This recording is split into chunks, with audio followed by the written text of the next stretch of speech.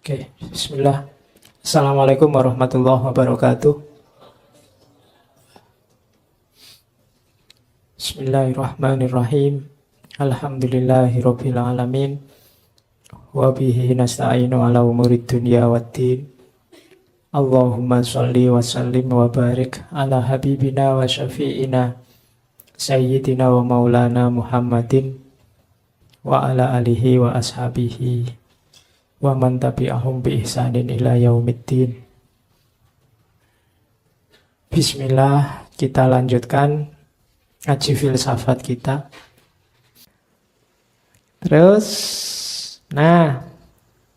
secara lebih detail nanti yang kedua tadi, biasanya orang melakukan 3 hal. Ini yang lari dari kebebasan tadi.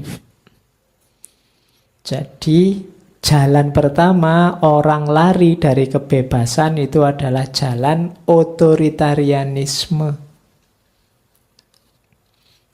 Jadi otoritarianisme itu berarti orang melepaskan kebebasannya bergabung dengan orang lain di luar dirinya untuk hal-hal yang ingin dia peroleh. Kita sering menyebutnya otoriter. Lari dari kebebasan itu, kebebasanmu dibuang, kamu ikut aturannya orang lain. Itu struktur ini namanya struktur otoriter. Bentuknya 2, masokisme dan sadisme. Masokisme itu kalian yang inferior, kalau sadisme itu kalian yang superior. Struktur yang superior inferior ini sebenarnya struktur yang tidak sehat, struktur yang tidak setara. Di situ ada otoritarianisme. Jadi kalau kalian membuang kebebasanmu begitu saja, manut saja, kamu dijajah orang, diatur-atur orang, itu namanya masokisme. Injak-injaklah aku, jajahlah aku, yang penting kamu jangan pergi dariku. Itu mentalnya namanya masokisme.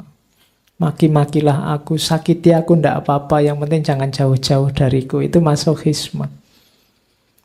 Kalau yang kedua, untuk orang agar tetap bersamamu, kamu berperilaku sadisme. Biasanya ini yang punya kekuasaan, menguasai yang lain, membuat orang lain tergantung. Kamu jangan begitu ya, kalau kamu begitu tak tinggal loh. Itu gaya yang kedua. Jangan lakukan itu, kalau kamu lakukan itu lebih baik kita putus saja. Itu terus orang kan jadi tergantung padamu. Biar ndak otoriter, putus ya wis ora apa-apa. Itu berarti kamu keluar dari struktur yang otoriter. Kalau yang masokis tadi keluar dari struktur yang membiarkan dirimu tertindas. Itu kalau bahasanya agama, unsur akhoka zoliman au madluman. Tolonglah saudaramu baik yang zolim atau yang madlum. Zolim itu berarti dia yang sadis tadi.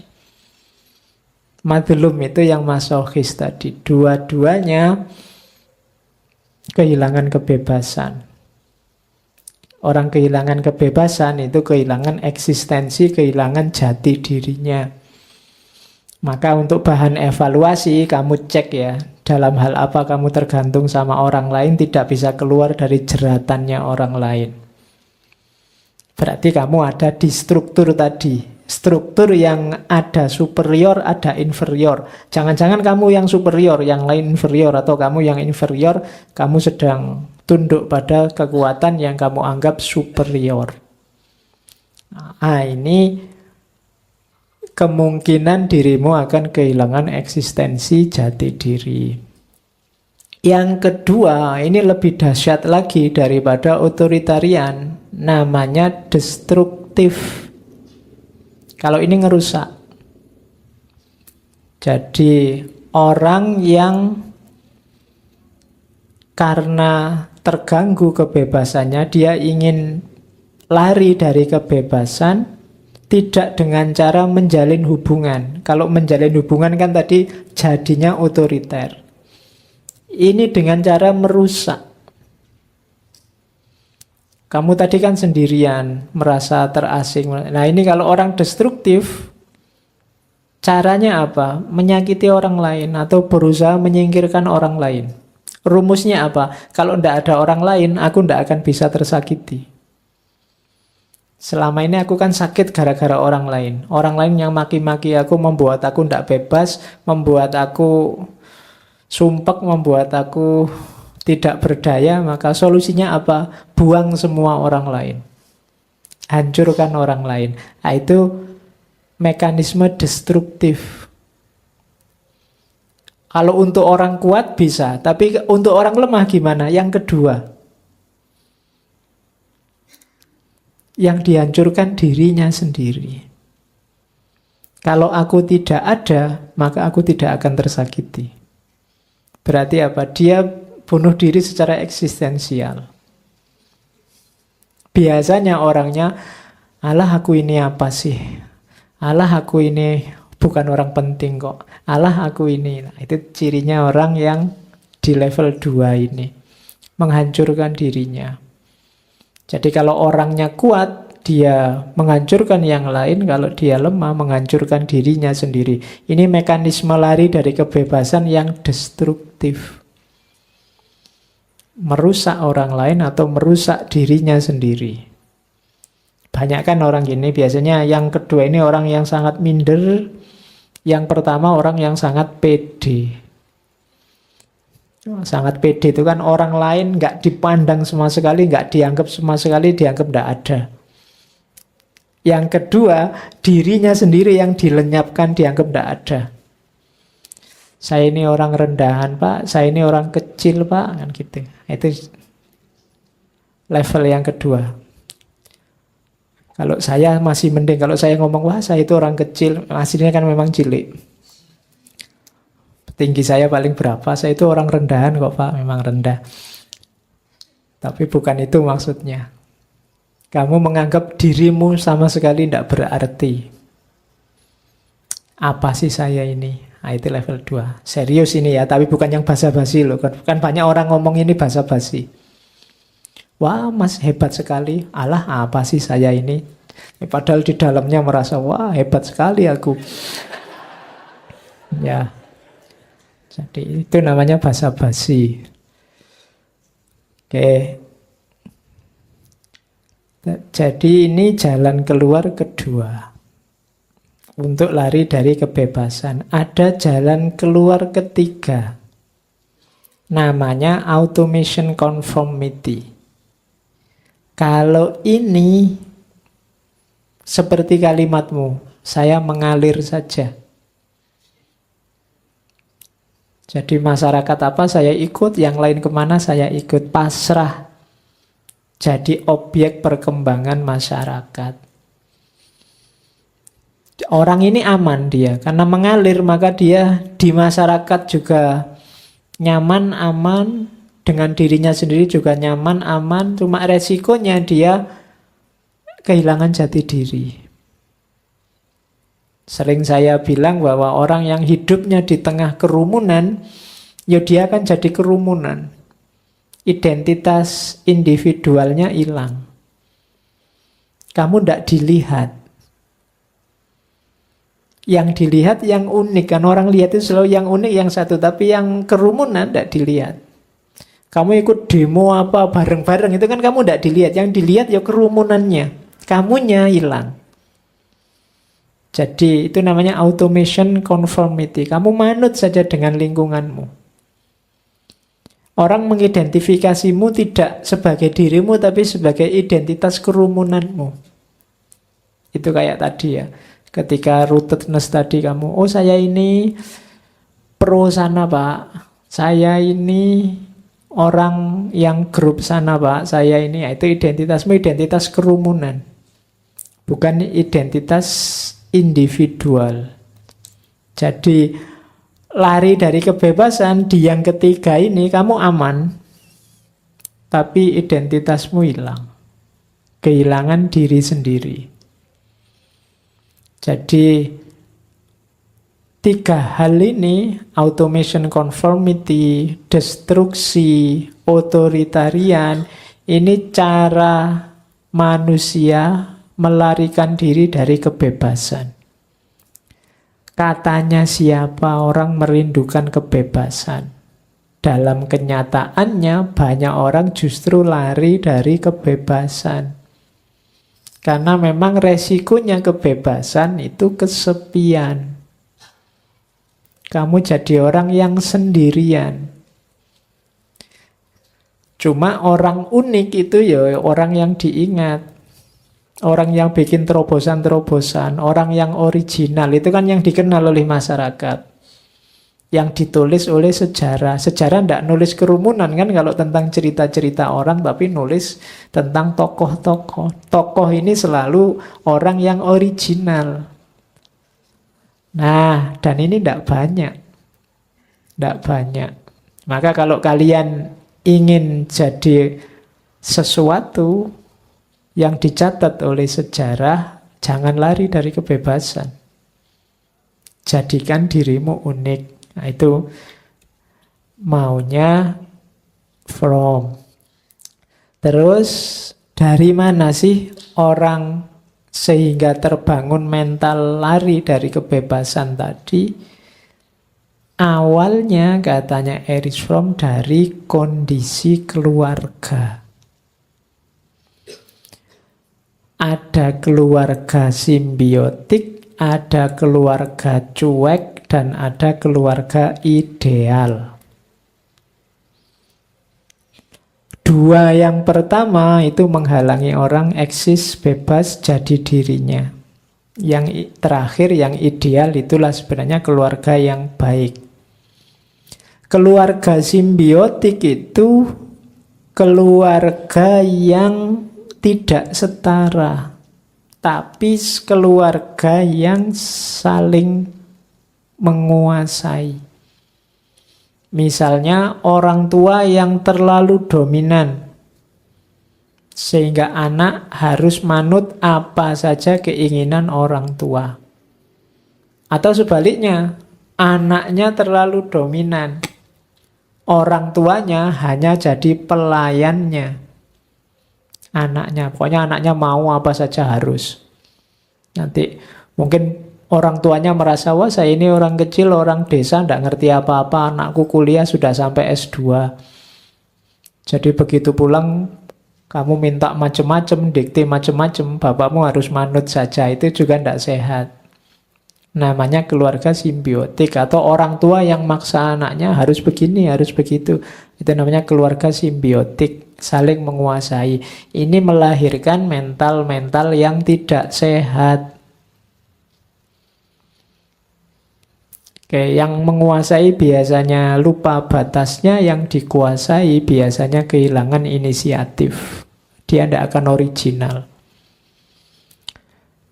Yang kedua, keluarga cuek, keluarga tidak peduli. Tidak peduli itu ada dua jenis. Yang pertama, keluarga dingin, istilahnya memang begitu. Bukan keluarga yang ada AC-nya ya. Keluarga dingin itu keluarga yang orang tuanya sangat kaku dalam mengatur anaknya, kehidupan anaknya, perasaan anaknya dicuekin. Kalau anaknya salah, dihukum dengan darah dingin. Berarti apa dihukum? Tidak mempedulikan perasaan. Itu namanya keluarga dingin. Terserah anakku sumpek kah, sedih kah, pokoknya harus manut aku. Itu namanya keluarga dingin. Kebalikannya keluarga dingin, katanya Erich Fromm, keluarga modern. Keluarga modern itu anak-anaknya dicuekin mau apa saja boleh. Wah, anakku kan tidak harus tak atur, jadi dia bebas mandiri, silahkan mau apa saja boleh. Jadi akhirnya anaknya mau apa saja, tidak peduli orang tuanya, yang penting dipenuhi kebutuhannya. Akhirnya anak-anak ini nyari nilai-nilai hidup sendiri dari temannya, dari orang lain, dari media massa. Ini biasanya cirinya keluarga modern. Termasuk tidak peduli juga. Kalau yang pertama tidak peduli perasaan, tidak peduli minat bakat anaknya. Kalau yang kedua tidak peduli sama sekali dengan apapun. Biarkan anaknya nyari hidup sendiri. Tidak dituntun sama sekali. Dua-duanya sama-sama cuek. Jenis pertama, jenis kedua bukan keluarga ideal untuk melahirkan manusia-manusia yang berkualitas dan eksis. Yang bagus itu keluarga ideal jenis ketiga.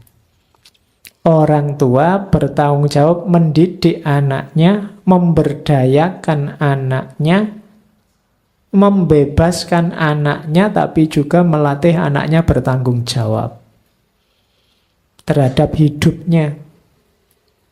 Orang tua nuntun tapi tidak memvonis, tidak mengatur, tidak memaksa. Ngasih pendidikan, memberikan nilai-nilai, tapi juga tidak memaksakan, tidak otoriter ngatur masa depan anaknya. Yang penting anaknya dibekali, diberdayakan, bisa berpikir benar dan bertanggung jawab pada hidupnya. Nah, ini keluarga ideal. Ya sekali-sekali diskusi, ndak apa-apa. Sekali-sekali harus dikasih tahu, wong anak-anak itu juga namanya anak-anak. Ngertinya sejangkau wawasannya. Orang tua pasti jauh lebih luas. Kalian juga sama bapakmu juga ndak boleh underestimate. Kamu ndak boleh merasa, saya sudah ngaji filsafat sekian ratus misalnya. Kamu ngaji kan cuma mendengarkan. Kamu ilmu kan cuma ilmu buku. Kalau bapakmu sudah ngalami langsung, wawasannya jauh lebih luas. Jadi kebijaksanaannya, kalau pakai bahasa filsafat, itu kebijaksanaan yang praktis mereka tahu. Sementara kebijaksanaanmu kan masih kebijaksanaan kontemplatif, level akal. Maka bukan berarti kamu salah, tapi imbang dialog. Jangan menang-menangan, jangan mentang-mentang. Itu keluarga yang bisa seimbang, ini namanya keluarga ideal. Tidak terlalu mencampuri, tapi juga tidak cuek. Tidak saling menguasai, tapi saling membantu mewujudkan ideal-ideal bersama. Nah, itu sarannya Erich Fromm tentang kondisi keluarga. Oke. Kalau tadi proses-proses di depan sudah beres, sekarang kita lihat hasilnya. Kepribadian itu ada dua jenis, ada kepribadian yang sehat, ada kepribadian yang tidak sehat. Yang sehat itu orientasi produktif, yang tidak sehat orientasi non-produktif. Ini kita lihat saja satu-satu ya, mana yang sehat, mana yang tidak sehat. Ini yang sehat. Kepribadian yang sehat, cirinya yang pertama apa? Cinta yang produktif. Hubungan kita dengan orang lain itu hubungan cinta. Hubungan cinta itu hubungan yang saling membebaskan meskipun setara. Kemudian cirinya adalah di situ ya. Dulu waktu di filsafat cinta kan itu dijelaskan panjang lebar. Perhatian, tanggung jawab, respect, dan pengetahuan. Care, knowledge, rest. Jadi knowledge, pengetahuan, respect, kemudian responsibility, dan care. Jadi kalau orang cinta itu harusnya perhatian, ndak cuek. Kok cinta kok ndak perhatian? Sebenarnya belum cinta. Ya perhatian apa saja. Mungkin yang paling artifisial sampai yang paling dalam. Mungkin seleranya, gaya ngomongnya. Kalau orang cinta itu kan biasanya ngerti, oh biasanya sukanya makan ini, bajunya sukanya warna ini. Itu kan contoh kecil dari perhatian. Kalau cinta kok ditanya yang gitu-gitu ndak bisa jawab, biasanya masih ndak terlalu cinta. Bajunya ya ndak tahu Pak, biasanya bajunya sih ganti-ganti. Kalau makanan kesukaan ndak tahu juga Pak, biasanya asal dibayari apa saja mau. Terus kalau itu ya kalau apa-apa ndak tahu ya berarti ndak ada perhatian. Yang kedua tanggung jawab. Tanggung jawab itu ya peduli. Jangan mentang-mentang membebaskan terus, oh sudahlah kamu bebas saja mau ayo jalan-jalan di luar ndak pakai helm juga ndak apa-apa, ndak yo janganlah, tanggung jawab peduli pakai helm ya. Kalau pasanganmu melakukan hal-hal yang konyol, kita peduli, janganlah, jangan begitu. Itu namanya tanggung jawab. Ya tanggung jawab bukan berarti kalau sudah hamil harus dinikahi ya Pak. Ya ndak cuma itu. Ya termasuk itu seandainya lo ya. Kalau itu sudah hukumnya wajib mughaladhah itu. Tapi ndak cuma itu. Jadi tanggung jawab itu berarti ya kamu ikut masuk dan ikut memperhatikan pertumbuhan kepribadiannya. Respect itu menghargai. Jadi ndak maksa-maksa. Kalau dia sukanya itu ya ndak apa-apa dihargai. Dan yang terakhir pengetahuan. Kalau pengetahuan itu ya kamu harus, biasanya orang suka itu ingin tahu apa saja yang sehubungan dengan yang disukai, yang dicintai. Itu kalau ada temanmu kok kepo terus tentang dirimu, ndak pernah komen sih tapi tiap hari stalking, lihat Facebookmu, lihat itu mau yo, kemungkinan ada rasa. Ya. Cuma ndak berani ngomong aja. Itu kenapa ada unsur pengetahuan masuk. Dia ingin tahu banyak hal tentang dirimu. Nah, jadi cinta itu ada pengetahuan, penghargaan, tanggung jawab, dan perhatian. Hidup yang produktif itu hidup yang dihiasi oleh cinta yang produktif. Tanda-tanda kepribadianmu sehat. Ciri pertama itu. Ciri kedua, orientasi produktif itu pikiran yang produktif. Jadi pikiran produktif itu cirinya 3. Cerdas, pertimbangan, dan objektivitas. Jadi cerdas itu ya kemampuan logikanya jalan. Pertimbangan itu wawasannya luas. Wawasan luas sehingga banyak pertimbangan. Orang yang tidak banyak pertimbangan itu kan karena wawasannya sempit. Ada masalah terus sumpek, ini gimana jalan keluarnya? Kenapa bisa begitu? Dia tidak bisa menampilkan banyak alternatif jawaban. Ini kemampuan pertimbangan namanya. Jadi ini kok mau ngaji kok hujan. Oh bisa pakai jas hujan, bisa bareng teman yang punya mobil, bisa jalannya banyak. Tapi yang wawasannya sempit, hujan, oh berarti libur. Ya, jadi dia tidak banyak alternatif yang muncul di kepalanya. Munculnya cuma itu. Gitu. Jadi wawasan harus luas. Kalau orang Jawa menyebutnya nalari cupet. Nalari cupet itu wawasannya sempit, pendek. Kamu sekarang menyebutnya sumbu pendek. Sumbu pendek itu kenapa kok sumbunya pendek? Karena wawasannya tidak luas, sumbunya tidak panjang. Ada masalah, terus meledaknya cepat. Kenapa sumbunya pendek? Maka wawasan harus panjang. Diputus pacar, itu kalau sumbunya pendek, wah duniaku gelap, enaknya bunuh diri saya. Karena langit runtuh itu kan ya... Karena kamu wawasanmu tidak luas. Coba wawasanmu luas, diputus pacar kan alternatifnya macam-macam. Bisa cari lagi, bisa ke dukun, bisa... Loh iya kan?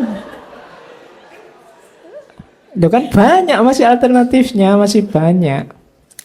Oke, jadi itu namanya kemampuan pertimbangan. Dan objektif itu realistis. Jadi kenyataannya begitu, dibaca seperti itu objektif.